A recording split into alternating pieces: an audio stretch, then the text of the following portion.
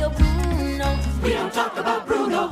And then I heard the name we do not speak. We don't talk about Bruno. I know. Don't talk about Bruno. We don't talk about Bruno.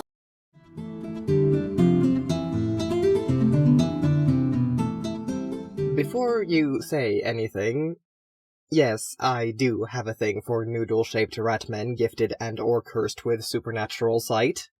You don't have to point it out. I am aware of my flaws, thank you. Now, obviously, every single member of the Madrigal family is endlessly fascinating, and I could probably do a video on each of them, but that's not what we're doing here today. Today, I am going to talk about Bruno. I touched very briefly on him in my last video, but that one was about Encanto as a whole, so it didn't exactly do a deep dive, which I intend to do in this video. But I think before we can talk about Bruno, we need to talk about why We Don't Talk About Bruno is such an amazing song. Not just lyrically and musically, though obviously it is that too, but from a writing perspective.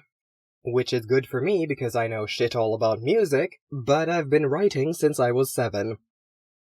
We Don't Talk About Bruno serves a couple really important roles in the story of Encanto. It gives us a little more insight into a character who's essentially been a complete mystery up until now, as well as the characters around him. Firstly, and mainly, it shows us how he is viewed by the town and how the family relates to him. Yes, the whole family, not just the people who join in the song. More on that later. Secondly, it gives us some passive insight into Bruno as a character, which you wouldn't think for a song that is so extremely heavy on the biased narration, but that biased narration isn't exactly hard to spot. And if you somehow manage to miss it anyway, Isabella comes in with her verse to, hopefully, clue you in on that Bruno might actually just be the living embodiment of shooting the messenger. And ironically, while everyone in the song seems to be trying to push Bruno further into this practically mythologized space he's existed in since the beginning of the movie, we do not speak his name, we do not mention him, but his presence lingers. His door remains, unlit and ominous. He's been a lingering presence over everything from the word go. Instead, the song actually begins to pull him down from that realm. It cements Tio Bruno as someone real rather than a mythical boogeyman. But what about the participants? Excluding the townsfolk, because this ain't about them. This song tells us a lot about how each member of the family views Bruno, and especially how they've processed him leaving. Pepa is angry. She's not just angry, she's furious. The mere mention of his name is enough to bring thunder. But she's not, actually, though, is she? You can see it in how, when he finally does return, she is brought nearly to tears by the mere sight of him. She's sad and confused and deeply, deeply hurt. So what did she do? She dug through everything he had ever done. Every little thing that ever annoyed her or made her mad or upset her, and she's clung to them. Who is Bruno? Not her youngest triplet who she misses like a lost limb every day of her life. Not the reason why she can't ever get rid of the feeling that there's an emptiness in the house that no amount of chaos can fill. He is the man who ruined her wedding day. Because anger is easier. It's less complicated. She may be extremely vocal about the rule of silence around him, but she's practically bursting at the seams. She really wants to talk about him. And here, as in all things, Felix harmonizes with her. He's less angry about it, because honestly the man has near endless patience. But he too has rationalized Bruno leaving as a good thing. Bruno was a bad omen, after all. So it's better this way, and there's absolutely no reason to be upset or think any deeper about it. Dolores, meanwhile, as the one member of the family who actually knows where Bruno is, comes in with a much more balanced perspective. She speaks in about 1,000 layers of obfuscation, because she's worried about people overhearing her and questioning why she's defending the man who doomed her to a loveless life. But she tries to grant Mirabel a little more perspective. Their Tío is misunderstood. He's just a man who loves his family more than anything, but... And in barrels Camilo. It's fascinating, really, looking at this, because Camilo is the same age as Mirabel, but while Mirabel seems to have no clear memories of her Tío Bruno, and even less of an idea of who he was, Camilo certainly has some. Here we see the differences in how Pepa and Julieta handled Bruno's disappearance, and how that trickled down to their children. Because, logically, Mirabel and Camilo should remember about the same amount of stuff about Bruno, but Mirabel's pretty much forgotten him entirely, relying completely on second-hand information, while Camilo remembers his uncle being surrounded by rats and really, really tall. And hasn't factored into that the last time they saw each other, Camilo was, 5. From which we can extrapolate that Julieta actually doesn't talk about Bruno, unless she feels she absolutely has to.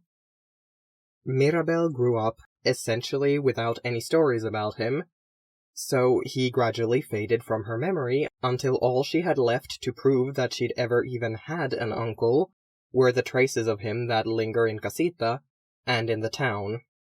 Meanwhile, behind closed doors, I would bet good money that Pepa did talk about Bruno. Enough for Camilo to remember something about him and extrapolate off of that and whatever rumors he heard. And then there's Isabella, who is the only person who has anything positive to say about her Tío Bruno. It's really hard to pick up in the chaos of the final verse, but there's actually parts here where both Isabella and Dolores deviate from their previous verses. Here it is.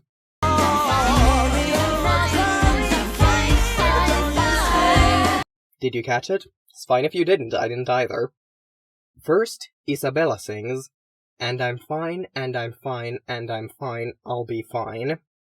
She's literally reassuring herself that despite the fact that she is gearing herself up to do something she really does not want to do, she's going to be fine, because her Tío promised her she would be. Then Dolores sings, "And I'm fine, and I'm fine, and I'm fine, I'm fine," mirroring the sentiment in the opposite direction. But Isabella's the important one for this bit, because her role in the song, along with the conspicuous lack of Luisa, Julieta, or Agustin in any singing roles, further highlights that Julieta and Pepa took very different approaches to handling the sudden loss of their little brother. Pepa's side of the family, those who were old enough to have been alive before Bruno left anyhow, all have their 2 cents to throw in the ring, and despite Dolores' best efforts, it doesn't paint a flattering picture. Julieta's side of the family, meanwhile, is conspicuously silent. Julieta brings up her brother as a quiet, somber warning. Agustin never says a word about him. Luisa talks about him quietly and gives him a very slight ominous aura, but overall she's very casual about him, and gives me the impression that the only reason she's bringing him up is because the information might be useful to Mirabel. Isabella essentially sings his praises to the high heavens, and Mirabel talks about him very frankly. He's my uncle, he saw the future, he disappeared. I would bet you anything that it was Abuela who laid down the law around not talking about Bruno. Mostly because, she's the matriarch. Critically, during the entire runtime of We Don't Talk About Bruno, she's not even in the house. Even her lines in the song have nothing to do with him. She never once brings him up until things are really, truly falling apart. When she takes her hurt at her son's disappearance and fashions it into a weapon and tries to hurl it at Mirabel. And when she sees that doesn't stick, when Mirabel turns it around on her and tells her that she drove him away, she rejects it immediately. Bruno didn't care about this family. Hear the way her voice cracks there? Just like Pepa, she is masking her grief with anger, alongside an added layer of guilt. Somewhere inside herself, she knows Mirabel is right. Bruno vanished after she begged him to look into the family's future. In the years since, I'm sure she's turned that conversation, and every other conversation they ever had, over and over in her head, trying to figure out why. Except she knows why, but it's a truth too painful to accept. Because if she accepts it, then she accepts that she drove her son away, and that's something she cannot do. And I've now spent over 1,000 words talking about Bruno without actually talking about Bruno. So let's get to that, shall we? My mother called him the family secret keeper, but that feels like an unfair slight towards Dolores, who, despite her reputation for gossip, keeps so many more secrets than she shares. Bruno, rather, is the family secret. He's that little dark stain we cover with a rug and try to pretend it isn't there. As I already said at the beginning of the movie, in the town and even within the family, Bruno's gained an almost mythical reputation in his absence. Any rumors which might be dampened if people could actually see this awkward noodle of a man stumbling around town are allowed to run completely wild in his absence, which is why his actual introduction to us is so genius. We've already had the seed of doubt for the prevailing narrative planted in our brains, and then when we actually meet Bruno, the first thing he does is flee. Also, side note, he is a limber for a 50-year-old who's spent a decade living in the walls. And then, when we actually meet him, all of the preconceived notions we might have had about him crumble away entirely. It's so good. Let's just break this down real quick. First actual thing Bruno says, "You're very sweaty." Awkward and funny. Designed to utterly shatter the tension the previous scene built. The first active choice we see him make is to break from his own desire to stay hidden in order to save his niece. The way the shot is framed is supposed to draw the audience to his eyes. Now, I'm autistic, so I'm not big on eye contact, but even I recognize that giving Bruno these big, wide eyes is a very conscious choice on the part of the character designers. Usually you'll see these kinds of eyes more on children and women in character design. And yes, there's some underlying issues there, but I'm not here to pick apart decades of character design conventions for subconscious biases today. But anyway, Bruno's eyes are meant to give him an aura of innocence and trustworthiness. So really, the moment we're properly introduced to him is very much designed to finally and permanently flip a switch in our brain and make us realize that Bruno is not a bad guy. Then the floor breaks, and Bruno falls, and it's Mirabel's turn to hold him, and this fucking hopeful, disbelieving smile, like he can't quite believe she'd returned the favor. God damn it, this man is going to break me. And then, still after all of that, the first thing he does is just fucking... Bye. God, why is he such a mood? And we get an incredibly fast-paced, snappy introduction to some core tenets of Bruno's character here. He's anxious, superstitious, charming in an awkward sort of way, definitely the funny uncle who entertained the kids with his stories. He is also definitely not neurotypical. Like, I don't think anyone's debating that, but still. Feel the need to reiterate that. No way in hell this man is NT. There's also certainly a valid queer reading to draw here, at least thematically. Also, kind of textually, being that he is the only remaining single triplet. Sure, that could be down to the fact that the town shunned him, but it could also be for other reasons. Either way, the story of a man, already a bit of a social pariah due to no fault of his own, suddenly pulling away from his family and becoming a forbidden topic of discussion, you can definitely do a queer reading on that. In fact, I encourage it. Very fun. But, of course, Bruno is more than we see in our first few seconds with him. He is a man who loves his family so deeply, and who has, in the face of their rejection, convinced himself that he's fine, as is. He can take watching from afar, so long as his niece doesn't have to suffer like he has. Of course, she suffers anyway, but that doesn't change the source of his motivation. It's so obvious to me how much he loves his nieces and nephews. You can see it in how he interacts with Mirabel, and how despite his initial panicked refusal to give her another vision, once his main argument against it is resolved, he caves immediately. His main concern in doing this for her is that it might make her view him as the town does, but he's willing to risk it for the slim chance that he might see something that will help her. He encourages her, gives her what advice he can, and even after all that, he still assumes that once this is all over, he will be going back into the walls. The only difference being that now 2 of his nieces and 1 of his nephews knows he's around.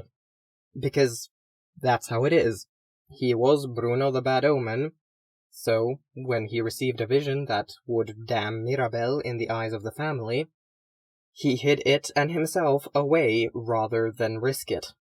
And now he is the name we do not speak.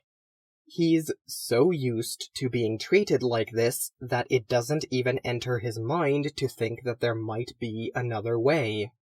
Even down to the very last moment before his true reunion with his family, he's still scrambling to keep all the negative attention he can on himself, to draw all blame away from Mirabel and onto himself. I don't care what you think of me. So that was a fucking lie. Despite how obviously desperate he is for his family's, and especially his mother's, love and approval, he is still willing to become the scapegoat for Mirabel should she need one. Luckily, she does not. Thankfully, he is welcomed back with open arms and a gentle kiss, and his sisters cling to him with enough force to lift him off the ground. Julieta cuts him off as he tries to continue apologizing after clearing up the mess that was Pepa's wedding day. They're just happy that he's here. He has nothing to apologize for. In fact, he's owed a whole lot more apologies than he owes, but they can tackle that later. For now, the triplets are content to just be whole again, and Bruno's smile here melts my soul. In conclusion, I love the Ratman with my entire heart. Thanks for watching this video. If you liked it, consider liking it and maybe subscribing. I will be back here Thursday after next. Bye.